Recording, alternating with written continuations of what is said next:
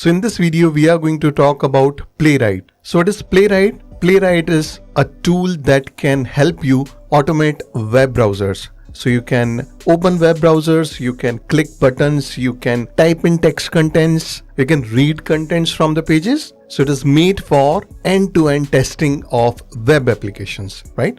So it fits in nicely with your continuous integration tools. You can use it for automating your functional testing, and you can also use it for web scraping dynamic websites, right? So now the first question that we will have in our minds is Selenium. It's already there, right? So why do we need one more tool? Well, the answer is very simple. While Selenium is good, Selenium can support a lot of programming languages. It supports almost all the browsers. It's heavy. So what we want is something lightweight, right? So Google came up with a Puppeteer. So Puppeteer is a great tool. It's again a headless browser. It's limited to Chromium and Chrome, and the programming language is also limited to Node.js. So you can write your scripts only using Node.js. So if you don't know JavaScript, then it's not going to be helpful for you. So that's why Microsoft came up with this tool, Playwright, right? So when they were creating Playwright, so Playwright is essentially created by the same people who created Puppeteer. So Playwright is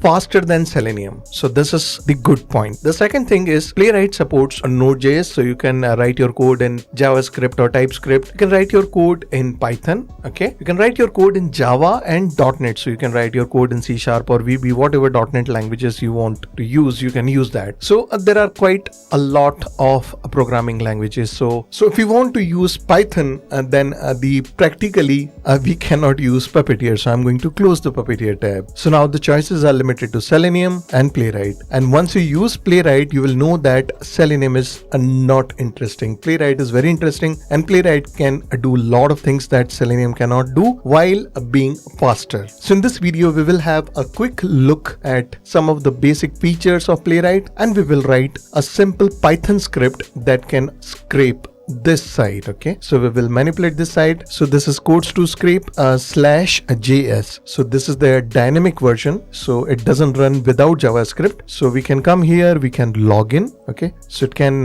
so I was trying with some things. So this page actually accepts any username, password, and we can log in, and we can read all the text. So we can do this with Playwright. So that's what we are going to do. Okay, so let's get started. So the first thing we need to do is create a virtual environment, and then you just install Playwright using pip. Okay, so pip install Playwright. So Playwright is now installed. Now Playwright actually itself is a standalone exe. So if you just run Playwright, you will see a lot of options, right? So these are all the options that are available. So right now what we are going to do is the only mandatory thing that we have to do is Playwright install. All right. So this is the must run command before you do anything else. So what it will do, because Playwright supports WebKit, which it is downloading right now. So it supports WebKit, it supports Firefox, and it supports Chromium. So if any of the browser is not available on the system, it will download this. Okay. So now as you can see that it has downloaded the updated version of WebKit. So Chromium and Firefox are already updated, so it was not done. If I run this again, you will see that it simply does nothing.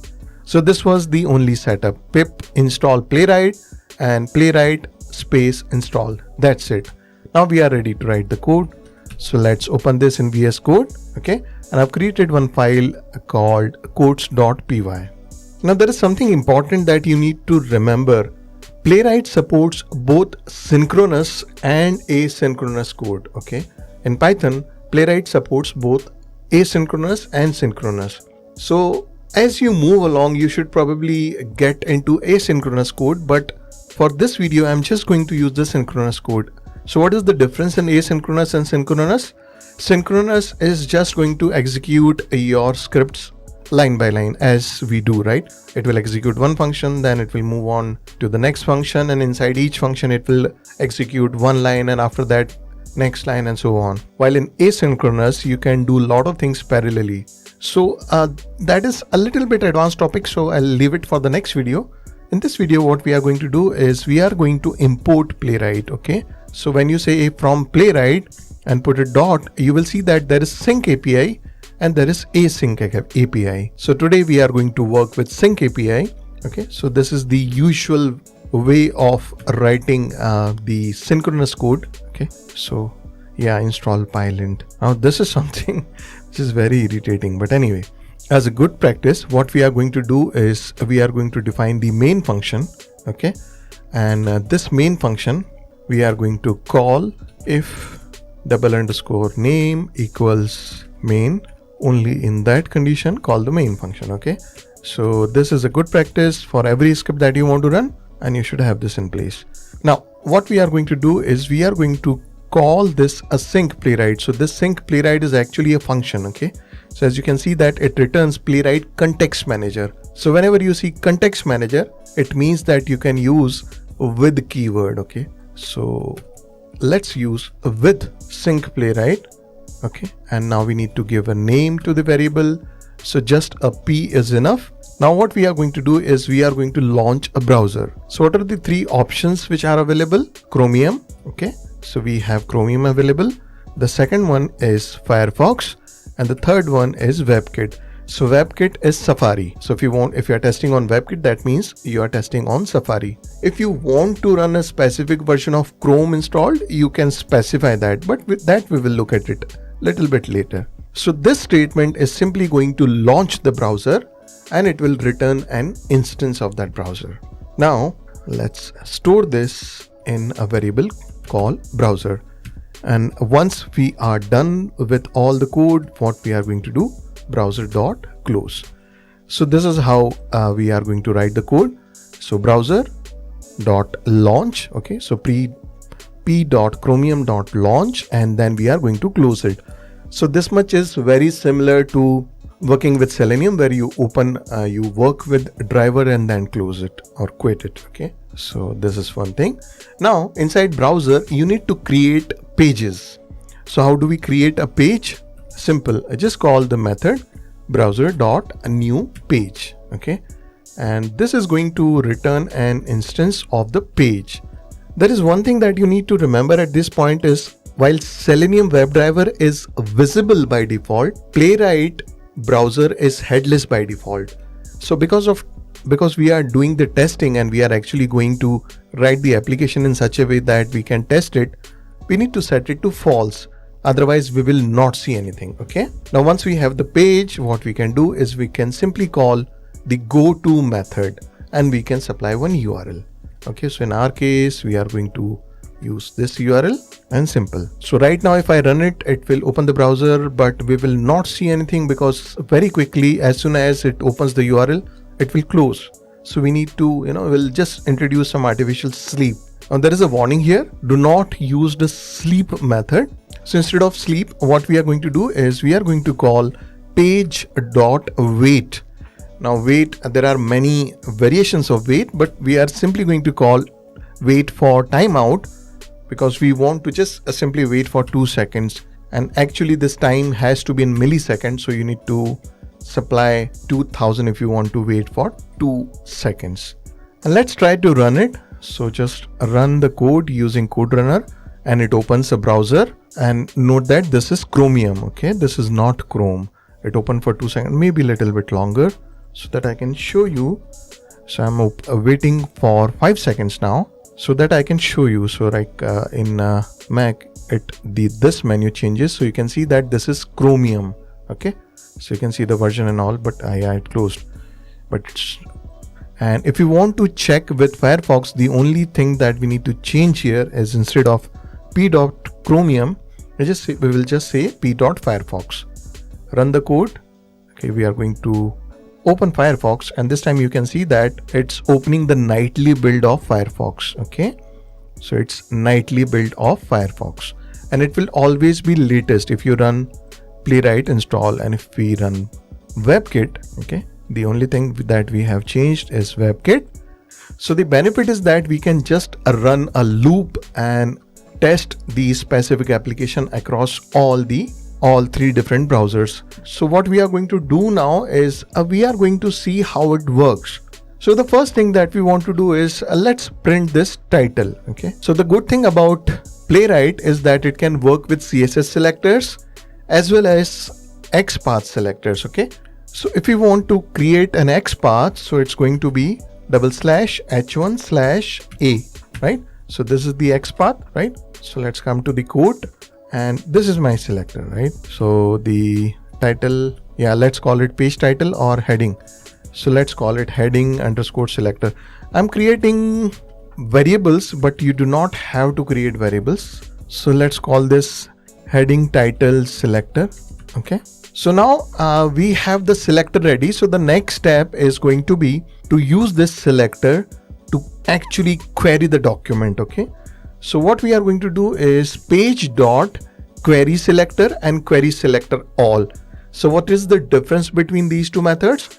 Query selector is going to return exactly one element, and the query selector all is going to return all the elements. So if I just say query selector and if I look for p tags, so it is going to return the first paragraph. And if I say query selector all, and if I use p, it is going to return all the matching paragraphs. So in this case, what we need is query selector, and this is the CSS, right? So this heading title selector. So this is actually, now it looks like it is too big and I don't see any other use for now. So I'm just going to pass it directly as it is. And this is going to return the element. Okay. Remember that it is going to return the heading element. Okay. Now let me make some room. And now if you want to get the text inside that heading, in that case, we can simply call inner text. Okay. So this inner text function will go and extract the text. So let's run this code. Okay. And it's going to open the browser and all that. So now we can see here that we have codes to scrap. Okay. So the next thing that we can probably do is click on this login button. So this login button, this time, let me show you how we can work with CSS selector. So this CSS selector will be simply surrounding this in square brackets, right? So this is our CSS selector. So this time what we are going to do is, let's not print it. So the login button, okay, is going to be page.query selector. And this time the beauty is that we do not have to specify whether we are using XPath or CSS selector. This query selector is intelligent enough to understand what kind of selector has been supplied. Now, because a login is actually a button, so we have another method which is click. Okay. All right. So what I'm going to do is I'm going to run this code and let's see. So it opens Chromium because I changed to Chromium. The page is being loaded and you can see that the page has been changed, right? So now we were on the login page. Now let's go ahead and open this page login. Now what we want to do is we want to get this input. So again, let me show you two different ways. So we can either search by ID. Okay. So we can look for ID. So page.query selector, and the selector is this. Okay. So page.query selector, and here this is going to return us the user input. Okay. So once we have user input, what are we going to do? We need to enter some text. So how do we enter the text? It's simple. The method that we are going to use is type. So what are we going to type? So with this particular site, it's just a dummy site. So any username will work. Okay. So we are simply going to write the user. Now in case of password, let's use XPath, just to show you the different ways, right? So if you have a complicated selector, let's make a complicated selector. So let's say that you are creating a selector for the input based on this label. So let's search for all the labels where text is password. Okay, so we got the label, and then we are going to call following sibling : star. So now we got the input. Now this is a complicated XPath. So I just created this XPath to show you that it can handle everything. So now let's get the password input field. So this is again going to be page.query selector, and the selector this time is going to be this long XPath. Okay. And again, in the password input, we are simply going to type, let's just type text, because this site is going to work with all. So it doesn't matter what username or password you type. Okay. Now once we have done that, we need to click on login button. Okay. So this is input, type submit. So let's search for type submit. So this time, maybe because we do not need to store it, so what we can do probably is page.query selector, and the selector is this, and immediately we can call this click function because there is no need to store it, right? So let's verify that we are actually able to go to the next page. So let's run the code. So the page opens, and okay, so now we have an error. I did not surround it in square brackets, so it was not a valid CSS or XPath selector. Okay, so now let's run this again. So let's see what happens now. So we can see that now the text has changed to logout. That means we have successfully logged in. Okay, so what else can we do? So let's come to our this page and click on login. Now let's verify that we have actually logged in. So what we can do is we can actually look for this logout button. Okay, so again we can use any of the methods. So let's use simply page.query selector, and this time I'm going to use XPath. See, it's not a great practice to mix XPath and CSS all over the code, but just for this demonstration this is fine.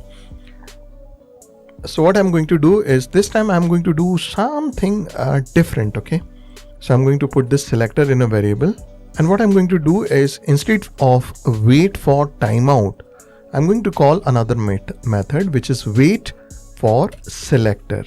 Okay, now it's already taken selector. So what is the difference? So it will simply wait until that selector is visible. Optionally, here again you can supply the timeout. So you can set an upper limit that I can wait up to maximum of 5 seconds. Oh, by the way, this wait for selector is again going to return something. Okay, so this is going to return the element for which it has been waiting. So once it appears, so we can say that, okay, print logout dot inner text. So let's look for inner text. So this is happy condition, and we are assuming that there is no error. So what we can do probably is we can, we can put an try except block, and we can print here that the login failed or whatever. So we can print something like this. Okay, so let's run this code and let's see what happens. So right now we have a timeout of 5 seconds, but it doesn't mean that it will wait for, see, immediately it resulted in timeout. Immediately, see, it did not actually wait for 5 seconds. As soon as the logout button was found, it moved on. And if we decrease the timeout to, let's say, something like 10 milliseconds, so I'm sure that it is going to fail. So let's run the code and it will open the page, and this part I'm not going to edit and pass forward. And see, now we have an unbound local variable logout. Okay, so logout was referenced. So actually, so once we print, we should be exiting the code. Okay, so let's simply call this exit method. So let's run it again. So because if we have not logged in successfully, then the rest of the program is useless.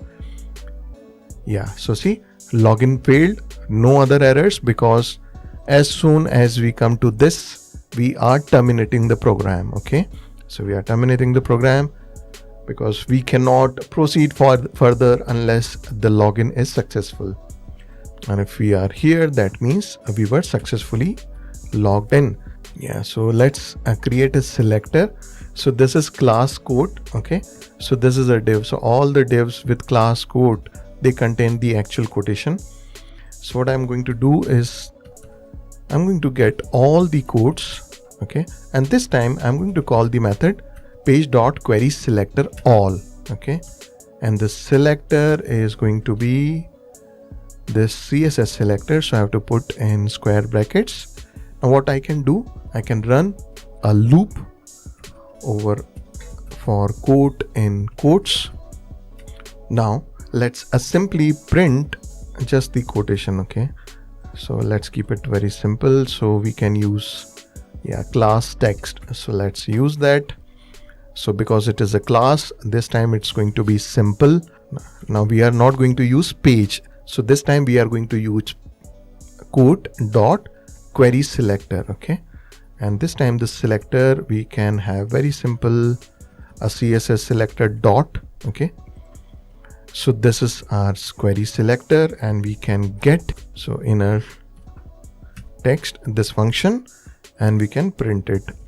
So I'm going to I'm just keeping it very simple just to demonstrate that every element, so this is going to return, this quotes is going to be a list of elements, and this list of elements, so we are running a loop, and this is one element, and for on each element then again we can use query selector or query selector all, and then we are selecting this inner text. So we can say headless equal to true. So this time nothing will be visible.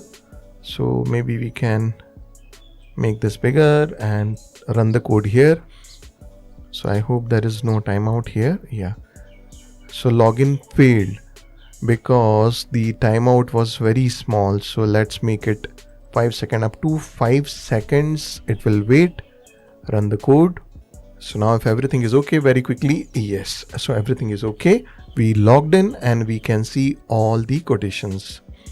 So that's all for today. This was a very limited introduction, and if you like the video, let me know. If you want to learn more about Playwright, let me know in the comments and I'll make more videos for you. So that's all.